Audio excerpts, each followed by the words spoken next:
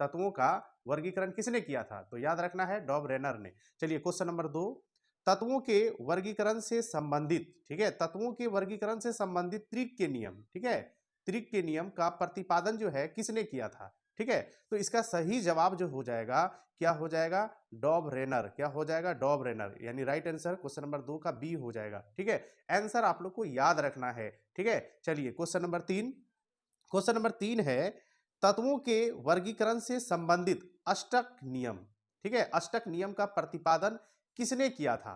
ठीक है, तो इसका राइट आंसर क्या हो जाएगा? ऑप्शन ए में है डर्मा ने, बी में है डॉबरेनर ने, सी में है न्यूलैंड्स ने और डी में है मैंडिप ने।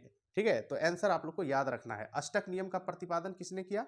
तो न्यूलैंड्स ने। ठीक है, इसका राइट आंसर क्या हो जाएगा? सी हो जाएगा। सी में क्या है? न्यूलैंड्स ने। क्वेश्चन नंबर 3 क्या है? तत्वों के वर्गीकरण से संबंधित, ठीक है, अष्टक नियम न्यूलैंड्स ने, और तत्वों के वर्गीकरण से संबंधित त्रिक के नियम तो डॉबरेनर ने। चलिए क्वेश्चन नंबर 4, किस वैज्ञानिक ने सर्वप्रथम आवर्त सारणी का निर्माण किया? ठीक है, कौन सा वैज्ञानिक ने सर्वप्रथम आवर्त सारणी का निर्माण किया? 4 ऑप्शन जो है इस प्रकार से दिया हुआ है। ए में है मैनलीप ने, बी में है मोसले ने, सी में है डॉल्टन ने, डी में है रदरफोर्ड ने। तो इसका सही जवाब क्या हो जाएगा? मैनलीप ने, यानी ए ऑप्शन जो है बिल्कुल सही जवाब हो जाएगा। ठीक है, किस वैज्ञानिक ने सर्वप्रथम आवर्त सारणी का निर्माण किया? तो मैनलीप ने किया। चलिए क्वेश्चन नंबर 5, आधुनिक आवर्त नियम का प्रतिपादन किसने किया था? ठीक है, आधुनिक आवर्त नियम का प्रतिपादन किसने किया था?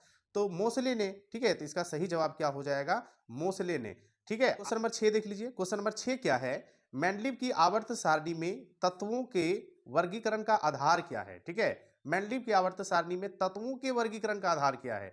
तो इसका सही जवाब हो जाएगा, ठीक है, क्या हो जाएगा? परमाणु द्रव्यमान। इसका आधार क्या हो जाएगा? परमाणु द्रव्यमान। आंसर आप लोग को याद रखना है। ये सारे क्वेश्चन जो देख रहे हो ना, काफी ज्यादा इंपॉर्टेंट क्वेश्चन है। इन सारे क्वेश्चंस का आंसर जो है आप लोग को याद रखना है, यानी आप लोग को हर हाल में याद कर लेना है। चलिए क्वेश्चन नंबर 6 क्या है? मैंडलीव की आवर्त सारणी में तत्वों के वर्गीकरण का आधार क्या है? तो परमाणु द्रव्यमान हो जाएगा। ठीक है, चलिए क्वेश्चन नंबर 7 देख लीजिए। क्वेश्चन नंबर 7 क्या है? आधुनिक आवर्त सारणी में तत्वों के वर्गीकरण का आधार क्या है? आधुनिक आवर्त सारणी में तो फिर हो जाएगा परमाणु संख्या, अब मैंडलीव की आवर्त सारणी में तो हो जाएगा परमाणु द्रव्यमान। तो क्वेश्चन नंबर 6 और 7 ध्यान से आप लोग को देखना है। मैंडलीव की आवर्त सारणी में तत्वों के वर्गीकरण का आधार पूछे तो परमाणु द्रव्यमान, और आधुनिक आवर्त सारणी में तत्वों के वर्गीकरण का आधार पूछे तो परमाणु संख्या। ठीक है, चलिए क्वेश्चन नंबर 8। क्वेश्चन नंबर 8 क्या है? क्वेश्चन नंबर 8 देख लीजिए। चलिए क्वेश्चन नंबर 8 है आधुनिक आवर्त सारणी में वर्गों की कुल संख्या। ठीक है, आधुनिक आवर्त सारणी में जब पूछे वर्गों की कुल संख्या यानी समूहों की कुल संख्या, तो इसका राइट आंसर क्या हो जाएगा? 18 हो जाएगा। क्या हो जाएगा? 18। काफी ज्यादा इंपॉर्टेंट क्वेश्चन है, कई बार जो है कंपिटेटिव एग्जाम में आया हुआ क्वेश्चन है। आज की वीडियो में आप लोग को क्या कर रहे हैं? आवर्त सारणी से संबंधित 70 प्लस महत्वपूर्ण प्रश्न, वो भी आंसर के साथ बता रहे हैं। और ये सारे क्वेश्चन जो है ना आरआरबी ग्रुप डी परीक्षा 2025 के लिए काफी ज्यादा इंपॉर्टेंट है, हल्का में नहीं लेना है। इन सारे क्वेश्चंस का आंसर आप लोग को हर हाल में कंप्लीट कर लेना है। ठीक है, चलिए क्वेश्चन नंबर 9 देख लीजिए। क्वेश्चन नंबर 9 है आधुनिक आवर्त सारणी में आवर्तों की कुल संख्या। ठीक है, आधुनिक आवर्त सारणी में आवर्तों की कुल संख्या कितनी होती है? तो बाबू याद रखना है 7। ठीक है, इसका राइट आंसर क्या हो जाएगा? 7 हो जाएगा। ठीक है, चलिए क्वेश्चन नंबर 10, आधुनिक आवर्त सारणी में तत्वों को व्यवस्थित किया गया है। आधुनिक आवर्त सारणी में तत्वों को जो है व्यवस्थित किया गया है तो बढ़ते हुए परमाणु संख्या में। ठीक है, इसका राइट आंसर क्या हो जाएगा? क्वेश्चन नंबर 10 का राइट आंसर डी हो जाएगा। डी में क्या दिया हुआ है? बढ़ते हुए परमाणु संख्या में। ठीक है, चलिए क्वेश्चन नंबर 11, किस वर्ग के तत्वों को सिक्का धातु कहा जाता है? ठीक है, किस वर्ग के तत्वों को जो है सिक्का धातु कहा जाता है? तो वर्ग 11। ठीक है, वर्ग 11 के तत्वों को जो है सिक्का धातु कहा जाता है। ठीक है, चलिए क्वेश्चन नंबर 12, शून्य समूह में रखे गए तत्व किस नाम से जाने जाते हैं? शून्य समूह किसको बोलते हैं? समूह 18 को हम लोग शून्य समूह कहते हैं, और शून्य समूह में रखे गए तत्व किस नाम से जाने जाते हैं? तो शून्य समूह किस समूह को कहते हैं? वर्ग समूह को। और वर्ग समूह में कौन सा तत्व है? निष्क्रिय तत्व, अक्रिय तत्व। इसका राइट आंसर क्या हो जाएगा? निष्क्रिय हो जाएगा। क्वेश्चन नंबर 12 का राइट आंसर क्या हो जाएगा? निष्क्रिय हो जाएगा। ऑप्शन में देखना है, निष्क्रिय को हम लोग अक्रिय भी बोलते हैं। ठीक है, चलिए तो इसका राइट आंसर निष्क्रिय याद रखना है, निष्क्रिय तत्व हो जाएगा। चलिए क्वेश्चन नंबर 13 देख लेते हैं। 13 क्या है? सबसे भारी धातु है। 4 ऑप्शन इस प्रकार से दिया हुआ है, इन चारों में से आपको बतलाना है सबसे भारी धातु। ठीक है, सबसे भारी धातु कौन सा है? ठीक है, तो इसका राइट आंसर क्या हो जाएगा? ए में है चांदी, बी में है सोना, डी सी में है पारा और डी में है ऑस्मियम। तो इसका सही जवाब जो है क्या हो जाएगा?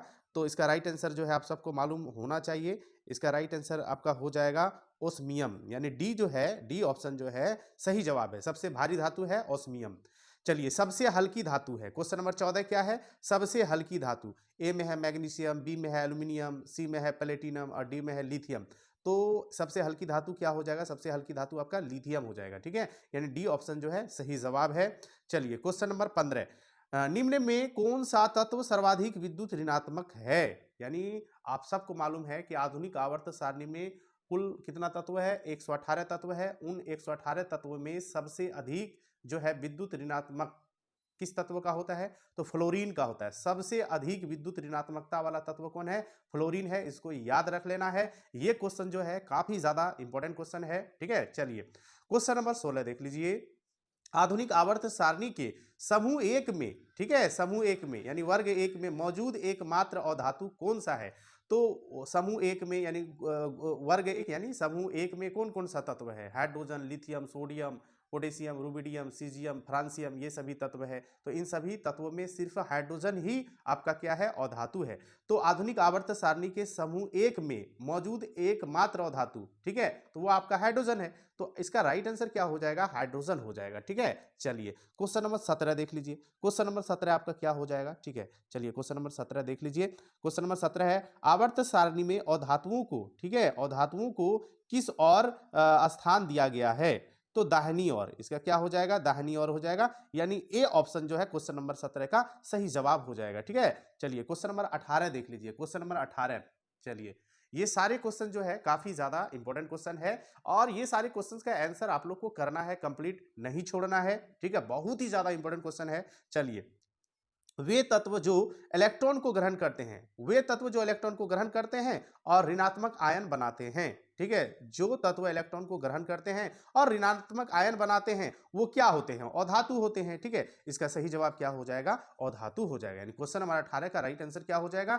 बी हो जाएगा। ठीक है, चलिए अब हम लोग क्वेश्चन नंबर 19 देख लेते हैं। क्वेश्चन नंबर 19, किस वर्ग के तत्वों का गलनांक उच्चतम होता है? ठीक है, तो उच्चतम जो है सबको मालूम होना चाहिए। इसका राइट आंसर क्या हो जाएगा? सी हो जाएगा, 4A हो जाएगा। ठीक है, चलिए क्वेश्चन नंबर 20 क्या है आपका? क्वेश्चन नंबर 20, आवर्त सारणी में बाएं दाएं से जाने पर इलेक्ट्रॉन में क्या परिवर्तन होता है?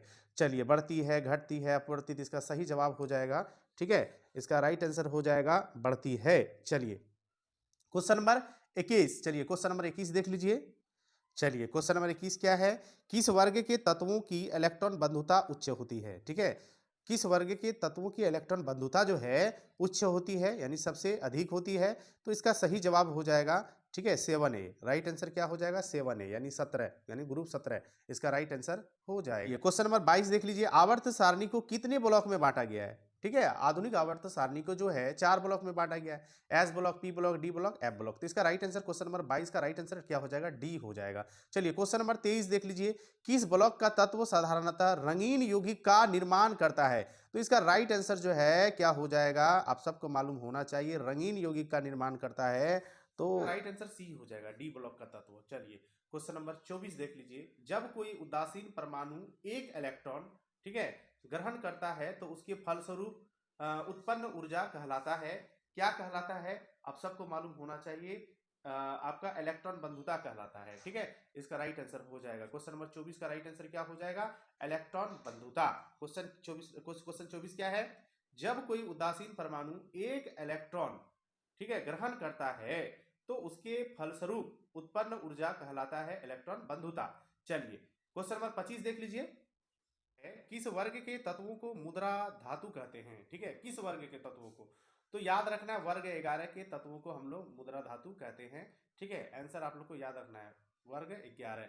चलिए क्वेश्चन नंबर 26, मेंडलीव का संबंध किस देश से है? तो रूस से है। ठीक है, मेंडलीव का संबंध जो है किस देश से है? रूस से। चलिए क्वेश्चन नंबर 27, आधुनिक आवर्त सारणी के किस समूह में केवल 7 तत्व है? तो याद रखना है, ए में है ग्रुप, ए में है आपका समूह 1, बी में है समूह 2, सी में है 3 और डी में है आपका 4, समूह 4। तो इन चारों में से सही जवाब क्या हो जाएगा? ए हो जाएगा, यानी एक हो जाएगा, यानी ग्रुप 1 यानी समूह 1 में केवल 7 तत्व है। इन चारों ऑप्शन में से राइट आंसर क्या हो जाएगा आपका 1 हो जाएगा, यानी क्वेश्चन नंबर 27 का राइट आंसर क्या हो जाएगा 7 हो जाएगा, 1 हो जाएगा, यानी ए ऑप्शन राइट है। चलिए क्वेश्चन नंबर अब हम लोग चलिए क्वेश्चन नंबर 28 देख लीजिए। किस वर्ग के तत्व को अयस्क बनाने वाले तत्व कहते हैं? किस वर्ग के तत्व को अयस्क बनाने वाले तत्व कहते हैं? तो याद रखना है वर्ग आपका क्या हो जाएगा 16, यानी 6 a 16, ठीक है।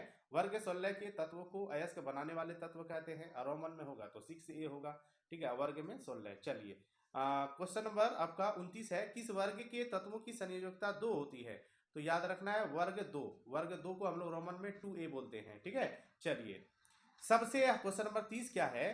क्वेश्चन नंबर 30 क्या है? सबसे हल्का तत्व। तो सबसे हल्का तत्व कौन है? आपका हाइड्रोजन है, यानी क्वेश्चन नंबर 30 का राइट आंसर क्या हो जाएगा ए हो जाएगा। चलिए अब क्वेश्चन नंबर जो है 30 हो गया। क्वेश्चन नंबर अब हम लोग देख लेते हैं 31। तो क्वेश्चन नंबर 31 क्या है? पृथ्वी पर सबसे अधिक मात्रा में पाए जाने वाला धातु तत्व है, ठीक है। तो इसका राइट आंसर एल्यूमिनियम हो जाएगा। धातु तत्व बोला है ना, तो एल्यूमिनियम हो जाएगा।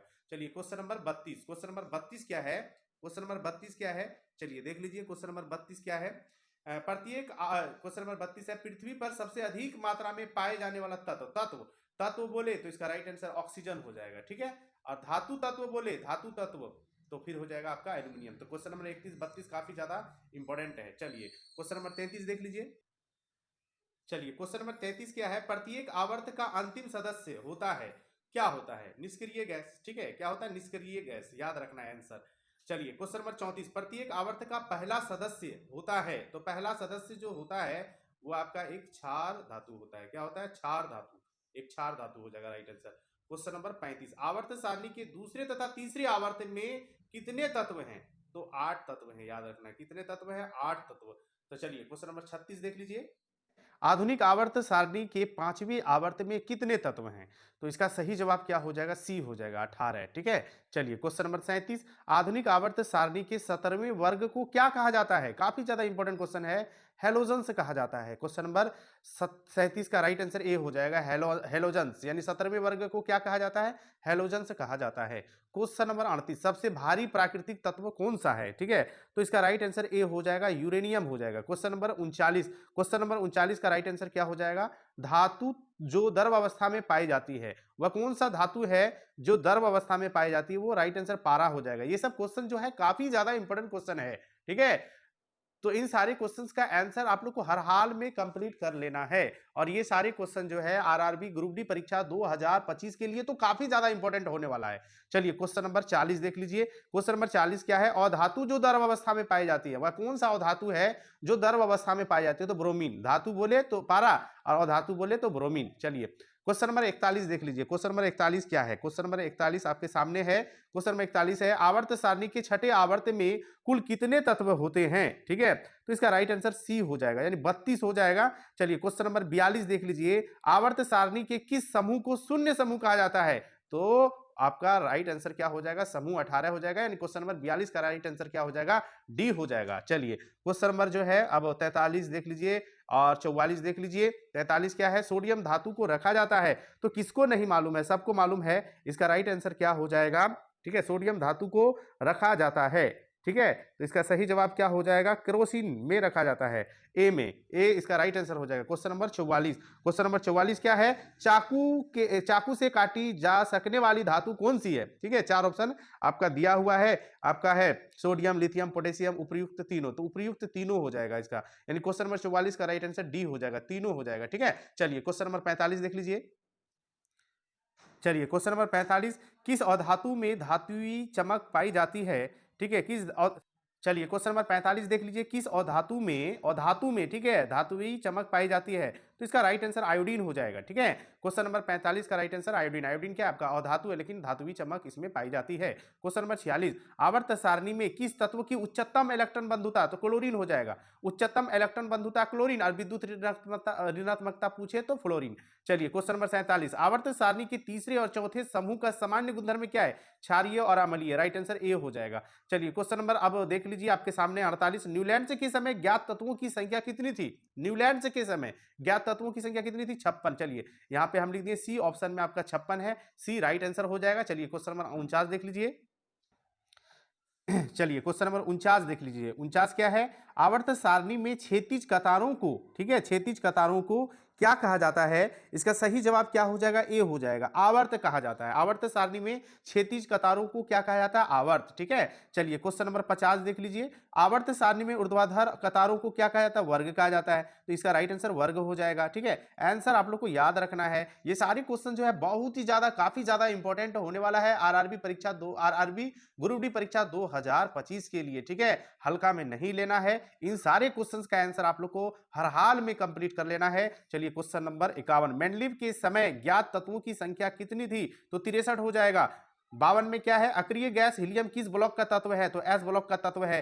हीलियम को छोड़कर सभी अक्रिय गैस किस ब्लॉक के सदस्य हैं? तो पी ब्लॉक हो जाएगा राइट आंसर, ठीक है। चलिए आंसर आप लोग को फटाफट याद रखना है। चलिए क्वेश्चन नंबर अब देख लीजिए 54, आवर्त सारणी के किसी आवर्त में बाएं से दाएं जाने पर परमाणु के आकार में क्या परिवर्तन होता है? तो ठीक है, बाएं से दाएं जाने पर परमाणु के आकार में क्या परिवर्तन होता है? घटता है बाबू, घटता है। इसका राइट आंसर बी हो जाएगा, ठीक है। बहुत ज्यादा इंपॉर्टेंट सब क्वेश्चन है। ये सब क्वेश्चन का आंसर आप लोग को हर हाल में करना है। क्वेश्चन नंबर 55, आवर्त सारणी के किसी वर्ग में ऊपर से नीचे आने पर परमाणु के आकार में क्या होता है? यानी क्या परिवर्तन होता है? बढ़ता है। आवर्त सारणी के किसी भी वर्ग में ऊपर से नीचे आओगे ना, तो परमाणु के आकार में क्या होगा? बढ़ेगा उसका आकार, ठीक है। तो हो जाएगा राइट आंसर बढ़ता है। चलिए क्वेश्चन नंबर 56 देख लीजिए। क्वेश्चन नंबर 56 क्या है? अक्रिय गैसों की संख्या कितनी है? तो 6, राइट आंसर डी हो जाएगा। क्वेश्चन नंबर 57 क्या अक्रिय गैसों की संयोजकता होती है? तो अक्रिय गैसों की संयोजकता 0 होती है, ठीक है। चलिए क्वेश्चन नंबर 58 देख लीजिए।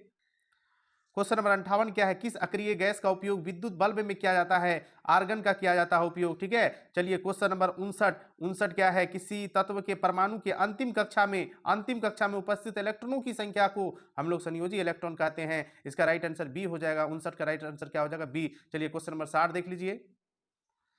चलिए क्वेश्चन नंबर 60 देख लीजिए। क्वेश्चन नंबर 60 क्या है? आधुनिक आवर्त सारणी में टेढ़ी मेढ़ी रेखा किसे अलग करती है? तो धातुओं को और धातुओं से, ठीक है। इसका राइट आंसर बी हो जाएगा, धातुओं को और धातुओं से। क्वेश्चन नंबर 61 देख लीजिए। किसी एक वर्ग के सभी तत्वों में संयोजी इलेक्ट्रॉनों की संख्या क्या होती है? तो समान होती है। किसी एक वर्ग के, ठीक है, एक वर्ग के सभी तत्वों में संयोजी इलेक्ट्रॉनों की संख्या क्या होती है? समान होती है। क्वेश्चन नंबर 62, गैसीय अवस्था में पाए जाने वाला हेलोजन कौन सा है? तो वो आपका हेलोजन क्लोरीन है, याद रखना है। इसका राइट आंसर क्लोरीन है। ब्रोमीन, आयोडीन, सोडियम, 4 दिया हुआ है ऑप्शन। इन चारों में से राइट आंसर क्या हो जाएगा? क्लोरीन हो जाएगा।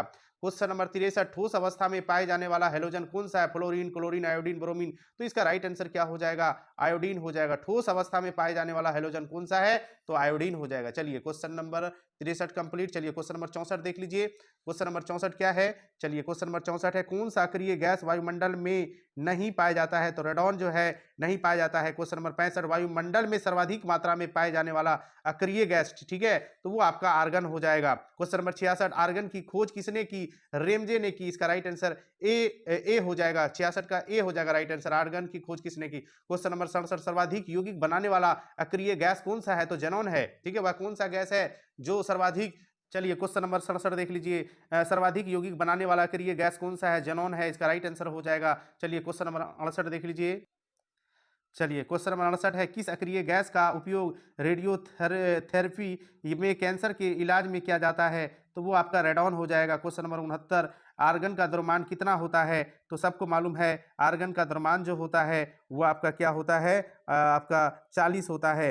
हीलियम के बाह्यतम कक्षा में कितने इलेक्ट्रॉन होते हैं? हीलियम के बाह्यतम कक्षा में कितने इलेक्ट्रॉन होते हैं? इसका सही जवाब क्या हो जाएगा? 2 हो जाएगा। चलिए क्वेश्चन नंबर 71, आज की वीडियो का अंतिम क्वेश्चन, हीलियम को छोड़कर सभी अक्रिय गैसों की बाह्यतम कक्षा में कितने इलेक्ट्रॉन होते हैं? इसका राइट आंसर क्या हो जाएगा? हीलियम को छोड़कर सभी अक्रिय गैसों की बाह्यतम कक्षा में कितने इलेक्ट्रॉन होते हैं?